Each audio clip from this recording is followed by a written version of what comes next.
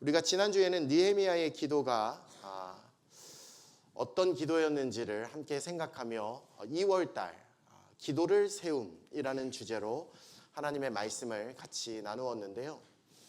느헤미야가 드렸던 기도는 비단 한 번에 이루어지는 기도가 아니라 그가 자신의 고국이었던 이스라엘에 대한 소식을 들었던 때가 기슬르월, 즉 11월이었다라고 성경은 이야기를 합니다.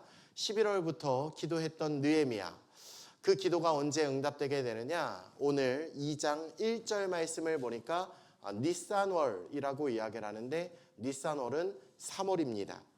그러니까 약 4개월에 걸쳐서 느헤미야는 끊임없이 포기하지 않고 기도했다라는 것을 말씀드렸는데요. 제가 미국에서 유학 생활을 할 때 미국 사람들이 저와 같은 한국 사람들을 보면 그냥 웃으면서 약간 놀리는 식으로 비아냥거리는 식으로 하는 한국말이 있어요. 뭐냐? 빨리빨리 빨리빨리 이럽니다. 미국 사람들이 우리나라 사람들의 성향을 빨리빨리 하는 성향이다라고 이야기를 하고요. 그것이 또 그런 이유가 한국 사람들이 가장 많이 하는 말 중에 하나가 빨리빨리이기 때문이죠. 그런 의미에서 우리가 신앙생활을 하는 데 있어서도 이것이 적용이 되는 것 같습니다. 기도 생활을 할 때에 우리는 하나님의 응답이 단번에 응답되기를 원해한다라는 것이죠. 하지만 여러분, 우리가 꼭 기억해야 할 것은 기도는 하나님의 시간을 기다려야 하는 과정의 작업이 필요한 줄로 믿습니다. 시간을 만드신 분이 하나님이시기 때문에 모든 시간은 하나님의 때에 하나님께서 이루어 주시는 것이고, 시간의 주인은 내가 아니기 때문에 시간의 주인 되시는 하나님의 때를 우리는 기다리며 기도해야 된다라는 것이죠. 오늘 느헤미야도 이처럼 시간의 주인이 되시는 하나님의 시간을 기다리며 기도하고 기다렸습니다. 그때 느헤미야서 1장 11절 말씀에 함께 읽어볼까요? 시작. 주여 구하오니 귀를 기울이사 종의 기도와 주의 이름으로 경외하기를 기뻐하는 종들의 기도를 들으시고 오늘 종이 형통하여 이 사람들 앞에서 은혜를 입게 하옵소서 하였나니 그때에 내가 왕의 술관원이 되었느니라. 예루살렘 성전이 무너졌습니다. 예루살렘의 성벽도 무너졌습니다. 그리고 그것을 다시 세울 수 있는 길이 없었어요. 그 당시 페르시아는요, 전 세계를 장악하고 있는 나라였고 어느 나라보다 왕권이 강력했습니다. 여러분 잘 아시는 에스더라는 여인, 에스더는 그 신분이 왕비의 신분이었음에도 불구하고 아하수에로 왕이 이 왕비를 부르지 않을 때에 그 왕 앞에 나아가는 것이 여러분 목숨을 잃을 수도 있는 중대한 모습이었다라는 것이죠. 왕 앞에 나아가는 것만으로도 죽임당할 수 있는 절대 왕권 시대였다라는 거예요. 마찬가지입니다. 오늘 느헤미야는 할 수 있는 게 아무것도 없습니다. 그러니 그 마음에 근심은 있으니 그의 얼굴의 표정과 안색이 좋지 않았다라는 것이죠. 그 당시는요, 왕의 왕권이 너무나 강했기 때문에 왕 앞에서 안색이 좋지 않거나 기분이 좋지 않은 표정을 한다면 여러분 왕의 명령에 따라 그 자리에서 죽임을 당해도 이상한 일이 아니었습니다. 여러분 예컨대 우리나라 위에 있는 북한은 박수를 치지 않는다고, 얼굴의 표정이 어둡다고, 웃지 않는다고 숙청당하는 일들이 비일비재하지 않습니까? 여러분 근데 이러한 북한보다 이 당시 페르시아 제국은 그 왕권이 훨씬 더 강력했고 절대적이었다라는 사실이에요. 그런 일련의 상황 속에 가장 어려운 것이 있었다면 삶의 모습이 바뀌는 것이 아니라 사람의 마음을 바꾸는 일이다라고 할 수 있을 것입니다. 느헤미야가 아닥사스다 왕이 지금 그를 보내면서 3차 포로 귀환으로 이스라엘에 돌아오게 되었고 결국에는 예루살렘 성벽을 재건하게 됩니다. 이것이 정말 쉽지 않았다는 것이 에스라서 4장을 보시면 아닥사스다 왕이 예루살렘 성벽을 재건할 때 그것을 중단시켜 버립니다. 지난주에도 잠시 언급했지만 여러분, 아닥사스다 왕은 이스라엘이 재건하는 것을 그렇게 좋아하지 않았던 사람 중에 하나였습니다. 그런 아닥사스다 왕이 이제 느헤미야를 이스라엘로 보내게 되었다. 그것도 이 느헤미야를 말미암아 이 예루살렘 성벽 재건을 허락하게 되었다. 여러분, 이것은 그 당시 느헤미야가 생각하기에도 왕 주변에 있는 모든 이들이 보기에도 있을 수 없는 일이었고 희한한 일이었다라는 거예요. 자, 그러면 이 일련의 모든 일들을 하나님이 어떻게 이루어 가셨는가? 아닥사스다 왕의 고백으로 이렇게 말합니다. 아니, 느헤미야야, 너의 안색이 왜 이렇게 좋지 않느냐?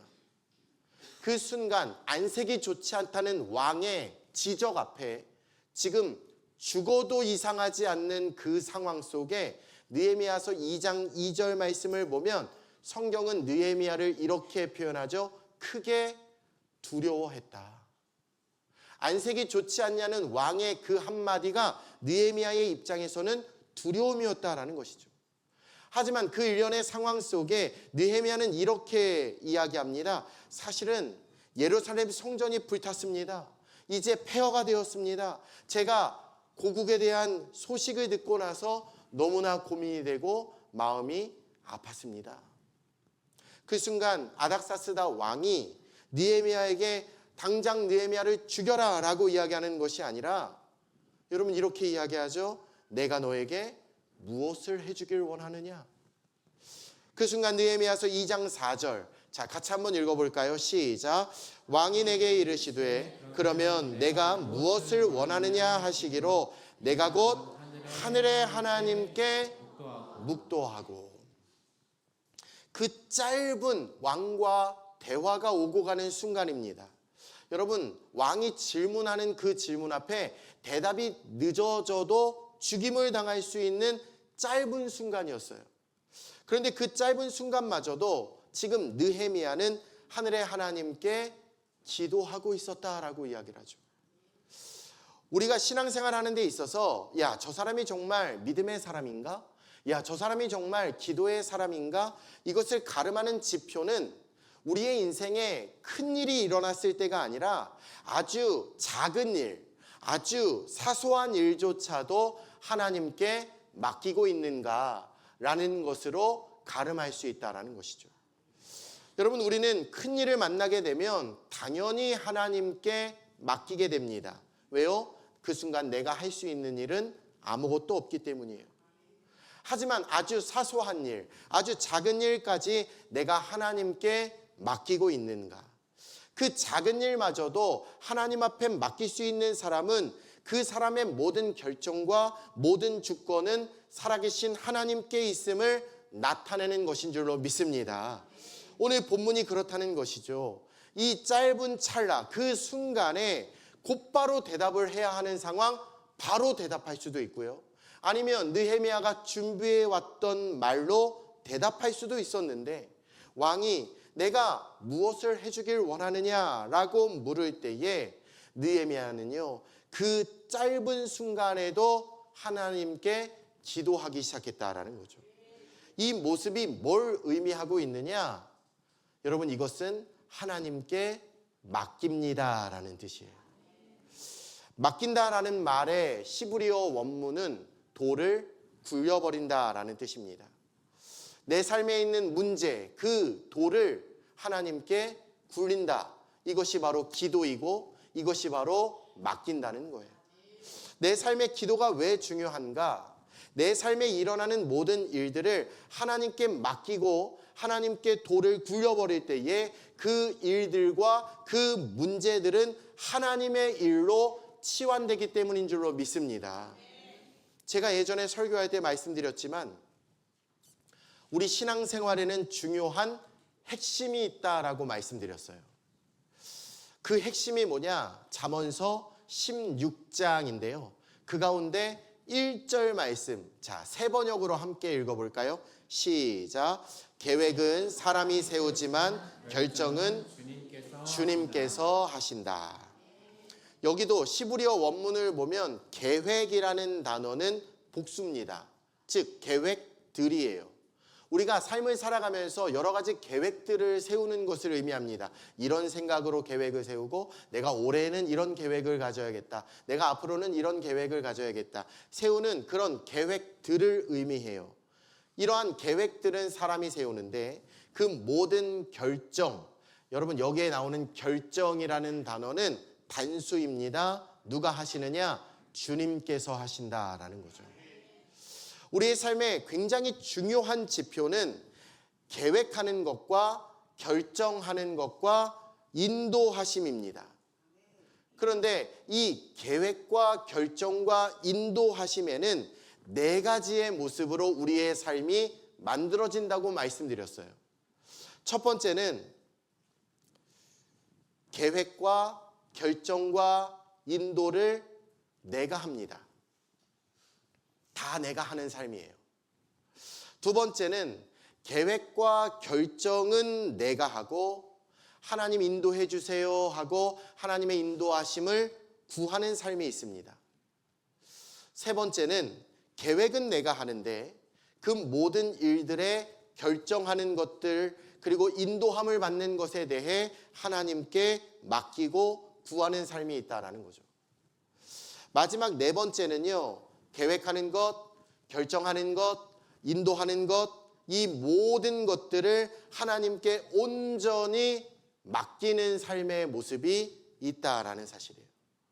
중요한 것은 이 네 번째의 삶이 오늘 예수 믿는 사람으로서 저와 여러분의 삶의 모습이 되셔야 되는데, 자, 여기서 계획과 결정과 인도하심을 하나님이 하신다.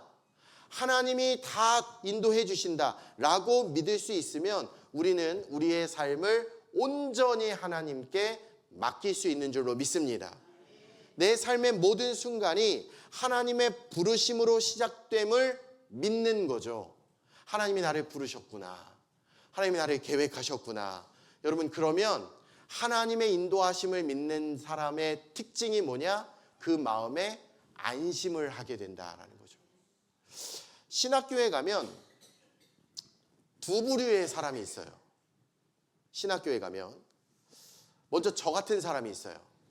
저 같은 사람이 어떤 사람인가? 저 같은 사람은요, 정말 신학교 가기 싫었는데 하나님이 제 뒷덜미를 꽉 잡아주셔가지고 저를 신학교로 이렇게 이끌어 가셔서 강제로 저같이 끌려간 사람들이 있고요. 두 번째는, 그러고 보니까 이곳 참 신기하네요. 두 번째도 가기 싫었는데 강제로 오신 분들이에요. 신학교는 강제로 온 사람들의 집합소 같네요. 이 두 번째도 강제로 온 사람들인데 이 두 번째 강제로 온 사람들은 주변에 있는 사람들이나 부모님들이나 교회에 있는 목사님들이나 이 사람을 자꾸만 이렇게 신학교 가라고, 너는 신학생 해야 된다고, 그런 어떤 압박감에 의해서 신학교에 온 사람들입니다. 이 두 번째 사람들의 특징은 뭐냐면 긴가민가해요. 긴가민가. 여러분, 저 같은 사람은 신학교에 가고 싶지 않았어요. 하지만 하나님이 저를 만나 주셨습니다. 그래서 저는 하나님 앞에 소원했어요. 하나님, 제 심장이 터질 것 같았거든요. 심장이 터질 것 같은 이 주님의 사랑을 제가 전하는 자가 되겠습니다. 저는 그래서 소명을 받고 하나님을 강력하게 만남으로, 물론 신학교를 가기는 싫었지만 신학교로 이끌려갔습니다. 그렇다고 그 당시에 제가 계획이 없었느냐? 계획이 있었어요. 제가 하고 싶은 일들이 있었습니다. 그게 뭐냐고요? 당구장 사장님 되고 싶었어요. 저는 당구를 너무 좋아했거든요. 고등학교 때. 그래서 당구장 사장님이 되고 싶었어요. 오늘 1부 예배 끝나고 어떤 분이 나가시면서 저한테 당구를 몇 치셨어요? 그래서 제가 몇 쳤다고 하면 저는 500 쳤어요. 와, 이랬는데 저는 당구장 사장님이 되고 싶었습니다. 계획이 있었어요. 나름대로. 근데 그 모든 계획을 내려놓게 하시고 순간순간마다 결정도 하나님이 제 삶에 하게 하시고 제 삶의 모든 것을 인도하는 과정을 보면 제 생각대로가 아니라 하나님의 인도하심을 따라서 제가 오늘날 여기까지 왔다는 확신이 있습니다. 근데 여러분, 두 번째 부류, 긴가민가 해서 신학교에 오신 분들은 계획부터가 흔들려요. 이게 맞나? 결정하는 것, 인도하는 것, 인도함을 받는 것, 모든 상황 속에 이게 맞나? 그래서 참 희한한 것이 내가 신학교에 다니는 게 맞나? 여러분, 이러한 고민을 대학교 4년 내내 하시고요. 대학원 3년 내내 다 합쳐서 7년 동안 계속 이게 맞나? 그렇게 목회하시는 분들을 보게 돼요. 결국 그분들은요, 목회의 모습이 오늘날 달라요. 소명이라는 게 왜 이렇게 중요한가? 어떤 분들은 이것이 하나님의 계획 가운데 있고 나를 부르시는 결정도 하나님이 하신 것이고 나를 인도하심도 하나님이 하셨다. 이것을 확신하며 믿는 사람들은요, 아무리 힘들고 어려움이 와도 뿌리가 흔들리지 않아요. 왜요? 하나님이 나를 부르셨음을 믿고 의지하기 때문에. 그런데 긴가민가 하신 분들은 어디서부터 흔들리느냐? 뿌리가 흔들리기 시작해요. 계획부터 흔들려요. 목회자가 되었음에도 조그만 어려운 일을 만나게 되면 그만둬야 되나? 어떤 어려움을 만나게 되면 내가 여기에서 사역하는 게 맞나? 그러니까 삶의 모든 순간들이 어떻게 보면 이 계획과 결정과 인도하심에 대한 확신이 있을 때에 내 삶의 모든 것은 하나님이 나에게 주시는 심 안에서 우리의 신앙의 뿌리가 단단하게 내려진 상태로 살아가게 되는 줄로 믿습니다. 그러니 여러분, 계획과 결정과 인도를 누가 하신다? 하나님이 하신다라는 거예요. 제가요, 강조하는 게 결혼도 소명입니다. 결혼은 소명이에요. 하나님이 서로 다른 사람들을 만나게 하시고 한 부부가 되게 하신다라는 것은 소명이 확실해야 됩니다. 그래서 서로를 위해서 기도하는 관계가 돼야 돼요. 하나님이 주시는 확신 가운데 이 두 사람을 향한 하나님의 계획과 하나님의 인도함 가운데 결혼을 하신 분들은 특징이 뭐냐? 결혼 생활 힘들잖아요. 어렵잖아요. 때로는 답답하잖아요. 그런데 그 상황 속에서도 하나님이 우리를 부르셨고 하나님이 우리를 만나게 하셨고 하나님이 우리를 인도해 주신다는 확신이 있으면 그 결혼 생활의 뿌리는 흔들리지 않는 줄로 믿습니다. 그러니까 여러분, 계획과 결정 그리고 인도하심이 하나님이 이루셨음을 확신하면 성경에서 바로 이런 삶을 어떤 모습이라고 하느냐? 평안한 삶이다라고 말씀하는 줄로 믿습니다. 계획과 결정과 인도하심을 이 잠언서 16장은 계속 우리에게 말하는데 특별히 3절 말씀 같이 한번 또 읽어볼까요? 3절 시작. 내가 하는 일을 주님께 맡기면 계획하는 일이 이루어질 것이다. 아멘. 우리가 생각하고 우리가 계획하는 것부터 하나님 앞에 맡기셔야 된다라는 거죠. 오늘 느헤미야가 살았던 그 네 번째 모습, 계획과 결정과 인도하심을 맡겼던 삶이 뭐냐? 여러분, 내가 하는 게 아니에요. 그래서 느헤미야는 맡기면서 기도했다라는 거죠. 하나님, 제가 어떻게 해야 될까요? 하나님, 지금 왕이 나에게 내가 무엇을 해주길 원하느냐 묻는데 하나님, 제가 어떻게 해야 될까요? 하나님, 계획을 알려주십시오. 그리고 하나님이 주신 지혜로 느헤미야는 담대하게 이야기합니다. 느헤미야서 2장 8절 함께 읽어보죠. 시작.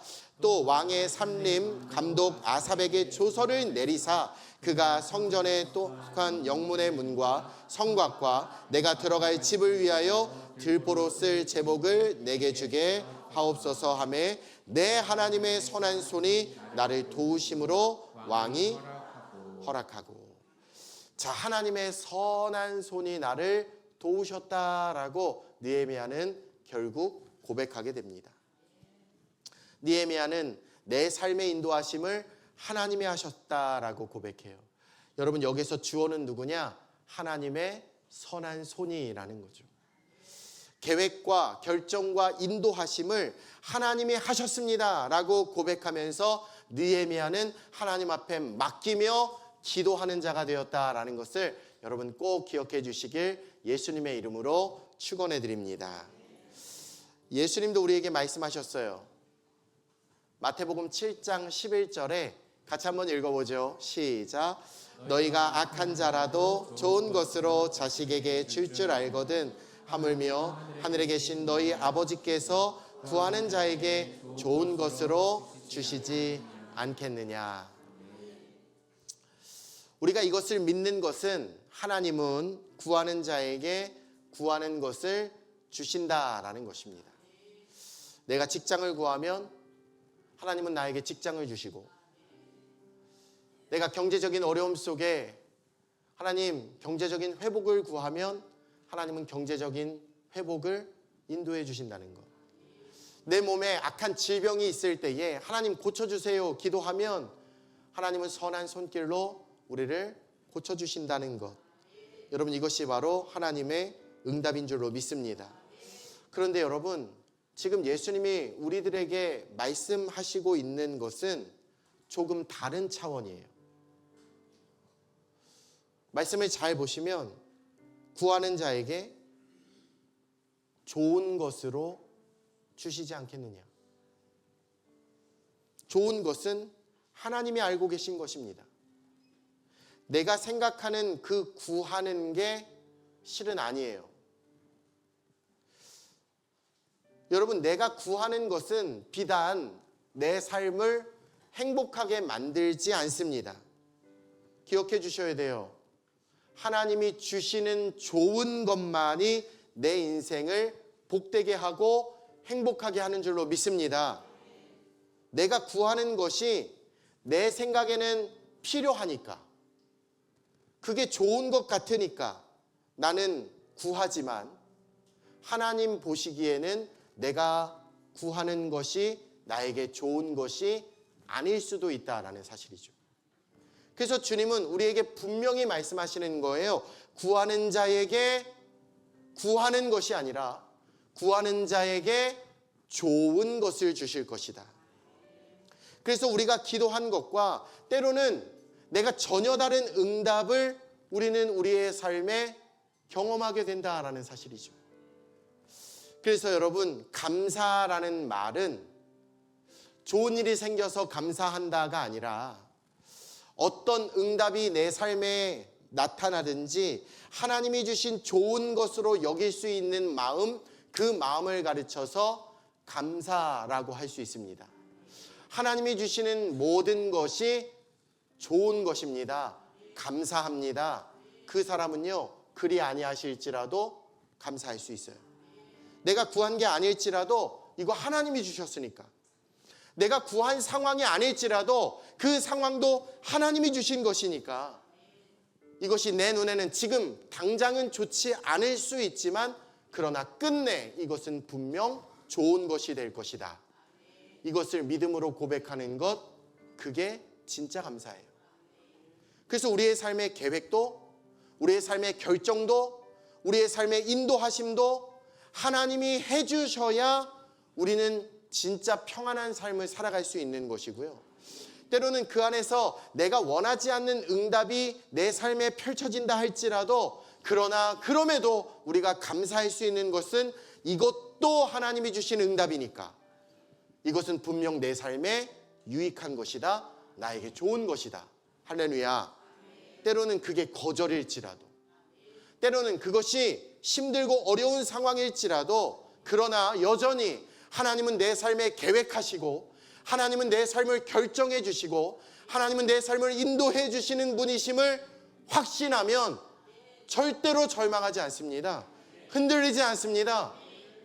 우리는 깨어 감사함으로 기도할 수 있다라는 사실이에요. 그리 하셔도 감사, 그리 하지 아니하셔도 감사. 결정을 하나님이 하셨고 계획을 하나님이 하셨고 내 삶을 여전히 인도해 주시니 나는 그저 하나님 앞에 감사하고 감사합니다. 그 안에서 우리의 기도는 하나님이 원하시는 바를 구하면서 내가 원하는 바가 아니라, 내가 구하는 기도가 아니라 하나님이 주실 좋은 것을 우리가 구하면서 하나님, 내 삶에 하나님이 주실 좋은 것을 허락하여 주시옵소서. 여러분, 이것이 바로 오늘 아닥사스다 왕 앞에 서 있는 느헤미야의 기도였고, 오늘날 삶을 살아가고 큰 문제와 큰 어려움 속에서도 오늘날 우리가 해야 할 우리의 입술의 기도의 제목이 되어야 할 줄로 믿습니다. 걱정하지 마십시오. 염려하지 마십시오. 당장은 어렵고 힘들지라도 끝내 하나님이 이루어 주시고 하나님이 인도해 주실 줄로 믿습니다. 할렐루야. 오늘도 이 믿음을 가지고 전쟁과도 같은 우리의 인생에도 여전히 그 전쟁을 취하실 하나님을 바라보며 함께 찬양하며 주 앞에 나아가도록 하겠습니다.